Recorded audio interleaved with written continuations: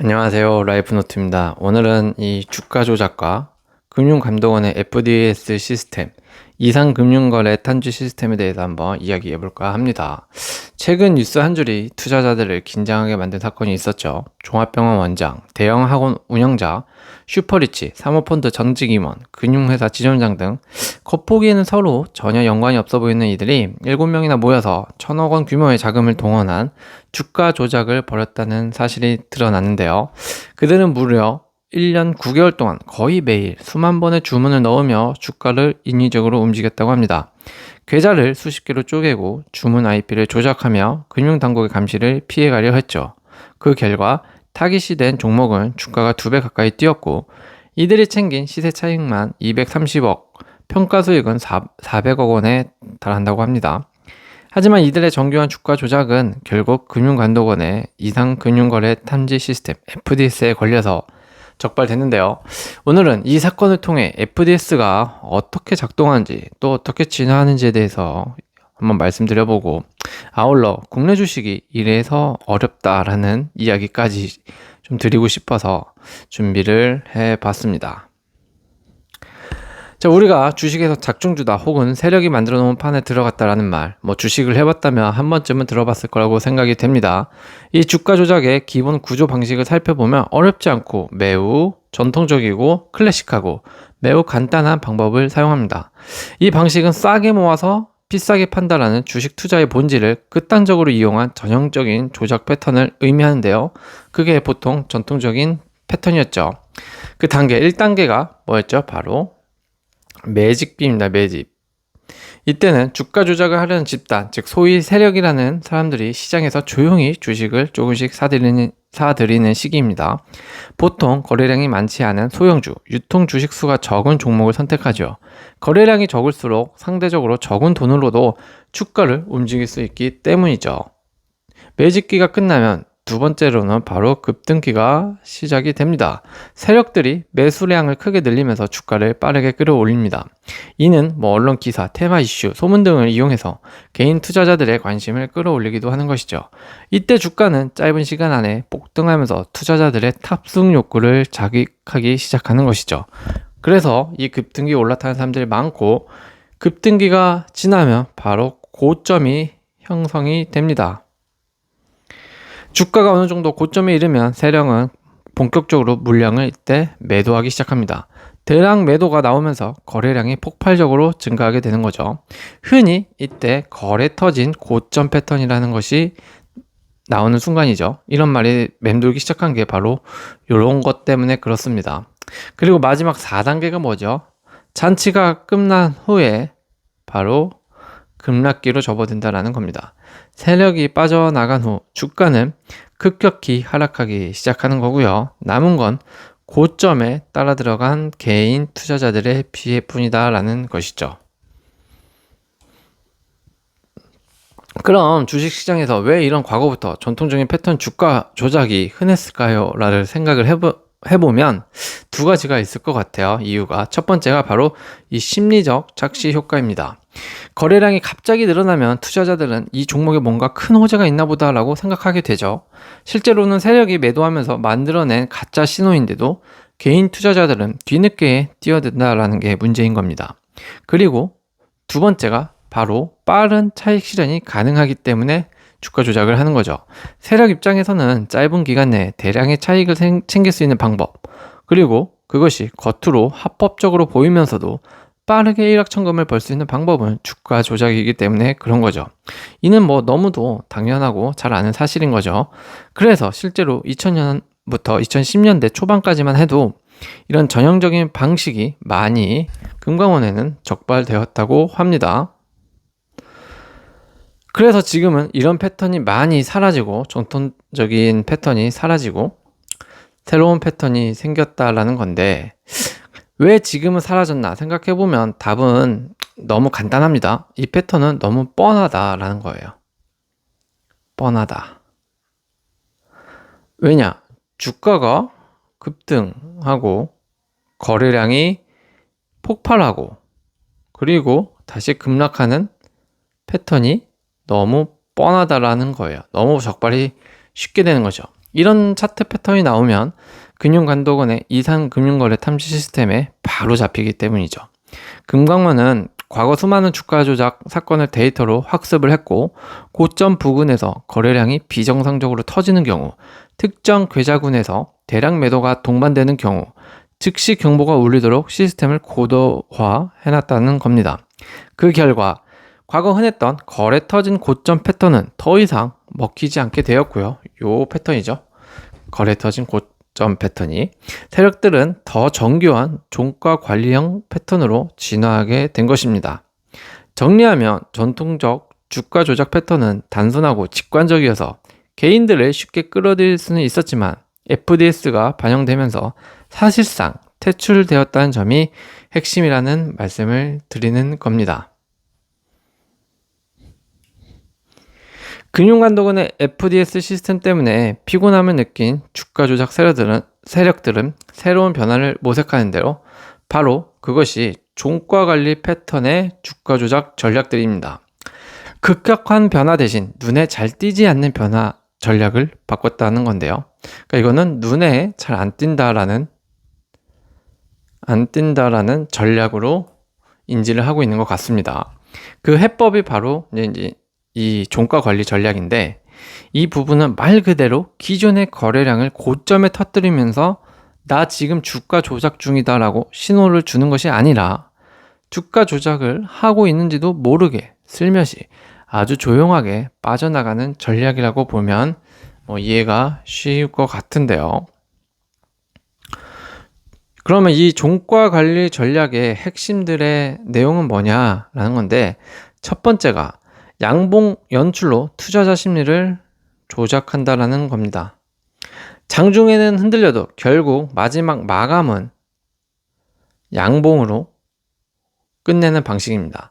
사람은 결과를 중시하는 성향이 있어서 종가만 보면 오늘도 올랐네라는 긍정적 신호를 받기 마련입니다.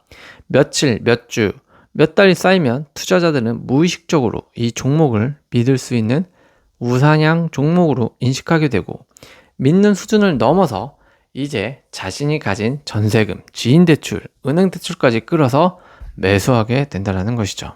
참 슬프죠. 두 번째, 양봉을 연출했으면 이제 슬슬 우상향되는 차트를 그리기 시작하는 거죠. 하루에 20%씩 급등을 시켜버리면 FDS에 걸리니까 하루에 3%, 5%만 올렸다가 또 마이너스 2%로 조정을 했다가, 이런 식이면 자연스러운 차트처럼 보이는 거죠. 즉 거북이처럼 느리게 오르는 그림을 연출해서 금융당국의 레이더망을 피해가는 겁니다. 세 번째, 차트를 천천히 그릴 때는 의도적인 급락으로 신뢰를 강화를 하는 겁니다. 그래야 더 전체적인 차트를 봤을 때 신뢰가 갈 수 있기 때문에 그런 건데요. 가끔은 주가를 의도적으로 크게 떨어뜨린다라는 겁니다. 그러니까 이때 이제 일반 투자자들은 공포를 좀 느끼지만 이후 다시 드라마틱하게 회복시키면 투자자 심리는 이 주식은 떨어져도 다시 가는구나, 다시 오르는구나 라는 믿음을 또 한 번 갖게 된다는 거죠. 일종의 심리적 학습 효과, 신앙 효과를 아예 심어주는 것과 동일한 겁니다. 네 번째로는 심리적 신앙심을 개미 투자자들에게 심어줬다면 바로 이제 매수, 매도, 동시 조작으로서 서서히 자연스러운 거래량을 연출시킨다라는 건데요. 예를 들면 1만 주를 사들이면서 동시에 8천 주를 파는 거죠. 이런 방식으로. 또 거래량을 유지하면서도 종가를 원하는 방향으로 끌고 갈 수 있는 겁니다. 이렇게 하면 일반 투자자는 거래가 활발하구나 라는 착시를 느낍니다. 하지만 실제로는 세력끼리 물량을 돌려막기 하고 있는 거에 불과한 것이죠. 그리고 계속하여 물량을 돌려서 어느 정도 음식이 좀 잘 익었다 싶어서 먹어도 되겠다라는 판단과 계산이 서면 마지막 익절 타이밍으로 넘어가게 되는데요. 익절 타이밍은 대형 호재 시점을 활용하는 게 일반적입니다. 예를 들면 MSCI 편입, 코스피 200 편입, 대규모 기관 매수 이슈 같은 게 있는 거죠. 이런 이슈가 발생하면 거래량이 급증합니다. 이때 세력은 자연스럽게 물량을 털어낼 수 있게 되는 거죠. 내가 판 물량보다 더 많은 신규 매수세가 들어오니까 주가는 한동안 유지된다라는 계산도 할 수 있게 되는 겁니다. 그럼 이런 주가 조작 전략에 왜 개인 투자자가 당할 수밖에 없나 라는 생각을 해볼 수가 있습니다. 매일 종가가 올라가면 투자자들은 조정이 와도 결국 다시 오른다라는 조건 반사적 신뢰를 가지게 됩니다. 큰 급락 이후 드라마틱한 반등은 오히려 확신을 주는 거죠. 하루 변동폭을 줄여서 단타 세력을 쫓아내고 장기 홀더만 남게 만드는 효과까지 이중으로 얻게 되는 겁니다. 즉, 이 전략은 단순히 주가를 올리는 것이 아니라 투자자 심리를 조련하는 과정으로 좀 볼 수 있기 때문에 좀 힘든 거죠. 사실 이런 방법은 주가뿐만이 아니라 다단계라든지 여러 분야 사기 전략에도 활용이 될 텐데요. 아무튼 이와 같은 방법 때문에 금융당국도 고민이 깊어지게 되고 있다라는 겁니다. 종가 관리형 패턴은 단기 급등락이 없어서 금강원 FDS 거래 이상 감지 시스템에 바로 잡히지도 않는다고 하는데요. 그래서 금융당국의 고민이 깊어지나 봅니다. 하지만 장기간 모니터링하면 매일 종가 양봉, 비정상적 계좌 매수세, 반복되는 패턴이 결국 드러나게 되는 건데요.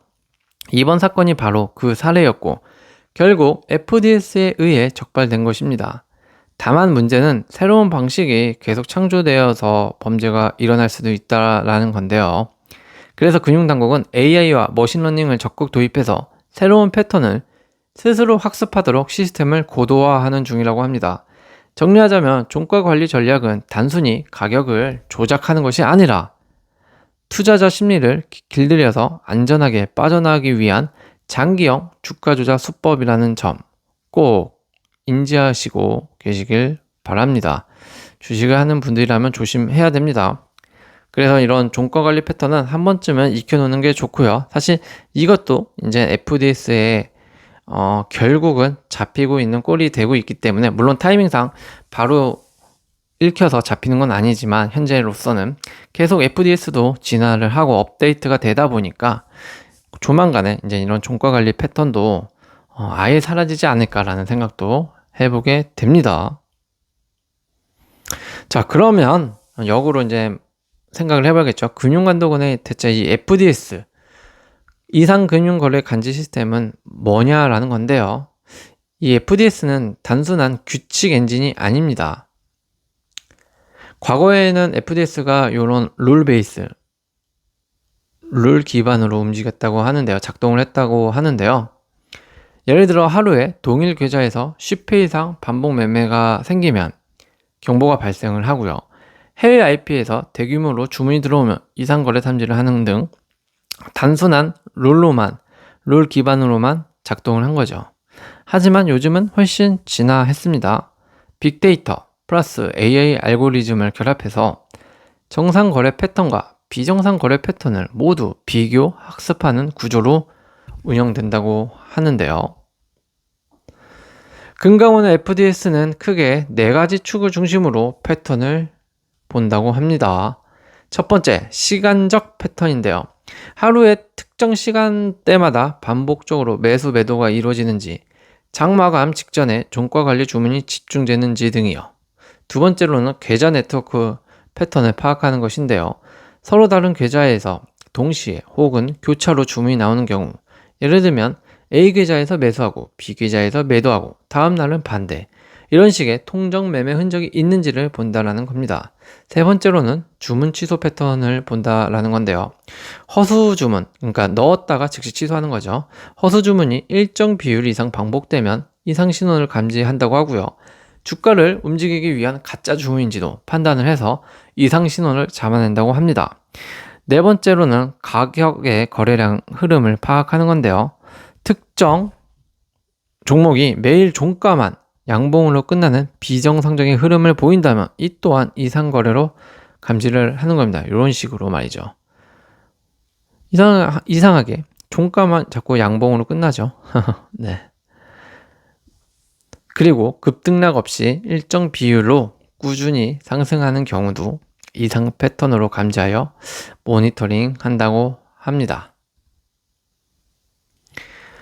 금융감독원의 FDS 시스템은 단순히 규칙이나 패턴만으로 이상 감지를 하고 잡아내는 것뿐만이 아니라 바로 IP와 기기까지 추적이 가능하다고 하는 게 더 큰 핵심인데요.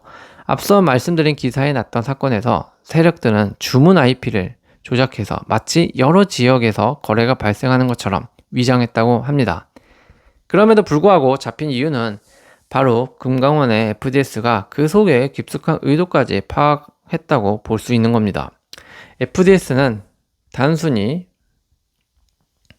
IP만 보는 것이 아니라 기기 지문, 디바이스 핑거프린트라고 합니다. 이걸 기기 지문이나 아니면 브라우저 패턴 아니면 접속 습관 이런 접속 습관까지 추적한다고 하는데요. 즉 다른 계좌에서 접속하더라도 사실상 같은 사람이 조작했다는 정황까지 잡을 수 있다는 겁니다. 이해가 어려울 수도 있을 것 같아서 부분적으로 조금 설명을 드리자면 이 기기 지문이라는 것은 사용하는 운영체제, 브라우저 종류와 버전, 화면 해상도, 언어 설정, 폰트 목록, 설치된 플러그인 모든 이런 운영체제를 말을 합니다. 이런 요소들을 조합하면 거의 사람 지문처럼 특정 기기를 구분할 수 있는 값이 만들어진다는 건데요. 즉 IP는 바뀌어도 기기는 같은 경우 같은 사람이 여러 계좌를 조작한다라는 흔적으로 드러나는 것이죠. 브라우저 이 패턴 같은 경우에는 말 그대로 사람마다 브라우저를 사용하는 습관을 의미하고 이는 모두 다 다르다라는 건데요. 어떤 사람은 크롬만 쓰고 어떤 사람은 엣지를 씁니다.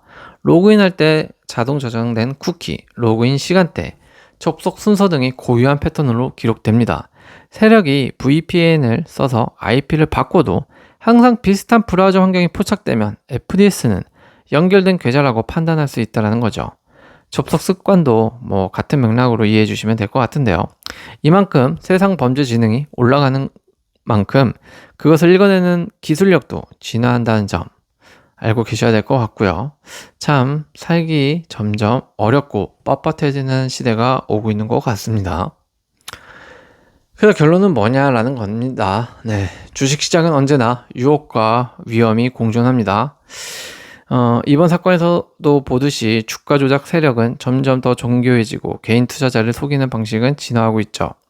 하지만 금융감독원의 FDS 역시 가만히 있지 않습니다. 패턴을 학습하고 새로운 신호를 찾아내며 결국 세력의 꼬리를 잡아냅니다. 이번에 1,000억 원대 이 주가 조작 사건은 1년 9개월 동안 1,000억 원을 굴려서 얻은 시세 차이 230억 원이라고 하는데요.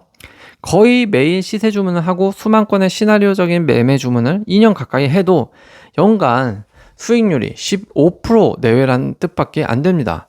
이만큼 주식으로 참 돈을 번다는 게 정말 어렵다는 점 다시 한번 느껴야 할 것 같고요. 결국 금융당국의 시스템은 든든한 파수꾼이지만 투자자의 제일 큰 거죠. 투자자의 경각심. 요 투자자의 경각심이야말로 가장 강력한 안전장치라는 사실을 잊지 말아야 할 것 같습니다. 앞으로 금융당국의 이상금융거래探知 시스템은 AI가 도입되어 더 빠른 판단과 조작 의혹의 패턴을 발견하고 주가 조작을 할 수 없을 정도의 위치에 놓여질 만큼 진화하게 될 겁니다. 그만큼 앞으로 더 주가 조작 같은 범죄를 저지르기 어려운 시대가 도래한다는 뜻일 텐데요. 잘 생각해봐야 되는 게 이거죠. 누가 높은 수익률을 꾸준하고 쉽게 내주겠다고 말을 하면 그것은 사실 현실 주식 세계에서는 절대 불가능한 일입니다. 그런 기회가 혹시라도 나에게 찾아왔다면 들뜨지 마시고 좋아하지 마시고 의심 그리고 경각심 의심부터 해보시기를 진심으로 바라봅니다. 힘들게 모은 나의 전재산 날리지 말기를 진심으로 바랍니다. 꼭 경각심과 의심을 갖고 그 종목을 바라보시길 바라겠습니다. 오늘도 시청해 주셔서 감사합니다.